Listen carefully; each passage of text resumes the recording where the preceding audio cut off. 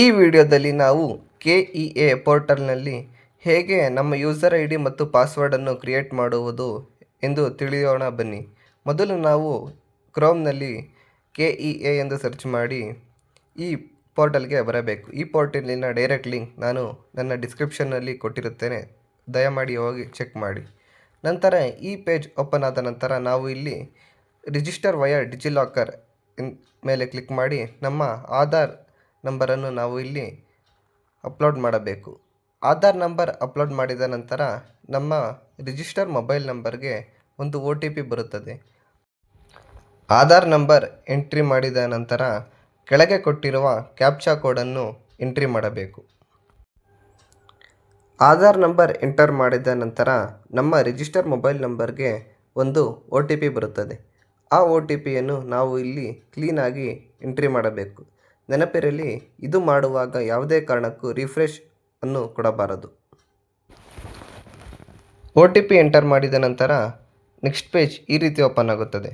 ಇಲ್ಲಿ ನಾವು ನಮ್ಮ ಡಿಜಿಲಾಕರ್ಗೆ ಯಾವ 6 ನಂಬರ್ಗಳ ಪಿನ್ನನ್ನು ಸೆಟ್ ಮಾಡಿರ್ತೀವೋ ಆ ಪಿನ್ನನ್ನು ನಾವು ಇಲ್ಲಿ ಕ್ಲೀನಾಗಿ ಎಂಟ್ರಿ ಮಾಡಬೇಕು. ನೆನಪಿರಲಿ, ಇದು ನಮ್ಮ ಡಿಜಿಲಾಕರ್ನ ಪಿನ್ ಆಗಿರುತ್ತದೆ. ಆ ಪಿನ್ನನ್ನು ನಾವು ಇಲ್ಲಿ ಎಂಟ್ರಿ ಮಾಡಬೇಕು. ಡಿಜಿಲಾಕರ್ ಪಿನ್ನನ್ನು ಎಂಟ್ರಿ ಮಾಡಿದ ನಂತರ ನೆಕ್ಸ್ಟ್ ಪೇಜ್ ಈ ರೀತಿ ಓಪನ್ ಆಗುತ್ತದೆ. ಇದರಲ್ಲಿ ಡಿಜಿಲಾಕರ್ಗೆ ನಾವು ಕೊಟ್ಟಿರುವ ಎಲ್ಲ ಡಾಕ್ಯುಮೆಂಟ್ಸ್ಗಳು ಇರುತ್ತದೆ. ನಂತರ ಕಂಟಿನ್ಯೂ ಮೇಲೆ ಕ್ಲಿಕ್ ಮಾಡಬೇಕು. ಕಂಟಿನ್ಯೂ ಮಾಡಿದ ನಂತರ ನೆಕ್ಸ್ಟ್ ಈ ರೀತಿ ಒಂದು ಪಾಪಪ್ ಬರುತ್ತದೆ. ನೆಕ್ಸ್ಟ್ ನಾವು ಇಲ್ಲಿ ನಮ್ಮ ರಿಜಿಸ್ಟ್ರೇಷನನ್ನು ಕಂಪ್ಲೀಟ್ ಮಾಡಬೇಕು. ಇದರಲ್ಲಿ ನಮ್ಮ ಹೆಸರು ಆಧಾರ್ನಲ್ಲಿ ಹೇಗಿರುತ್ತದೆಯೋ ಅದೇ ರೀತಿ ಫೆಚ್ ಆಗಿರುತ್ತದೆ, ಹಾಗೂ ನಮ್ಮ ಡೇಟ್ ಆಫ್ ಬರ್ತ್ ಹಾಗೂ ನಮ್ಮ ಜೆಂಡರ್ ಇದರಲ್ಲಿ ಇರುತ್ತದೆ.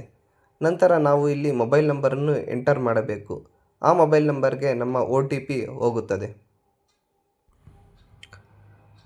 ನಮಗೆ ಬಂದಿರುವ OTPಯನ್ನು ನಾವು ಇಲ್ಲಿ ಎಂಟರ್ ಮಾಡಿ ಆ OTP ಸರಿ ಇದೆಯೋ ಇಲ್ಲವೋ ಎಂದು ವೆರಿಫೈ ಮಾಡಬೇಕು.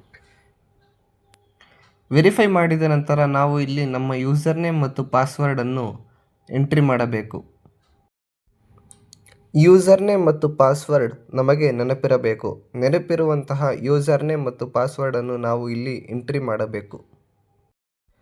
ಆ ಯೂಸರ್ ನೇಮ್ ಮತ್ತು ಪಾಸ್ವರ್ಡನ್ನು ನಾವು ನಮ್ಮ ಬುಕ್ಕಿನಲ್ಲಿ ಅಥವಾ ಒಂದು ಕಡೆ ಬರೆದುಕೊಂಡು ಇಡಬೇಕು.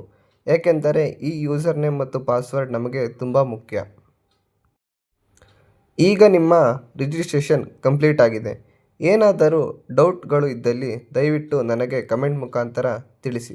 ಧನ್ಯವಾದಗಳು.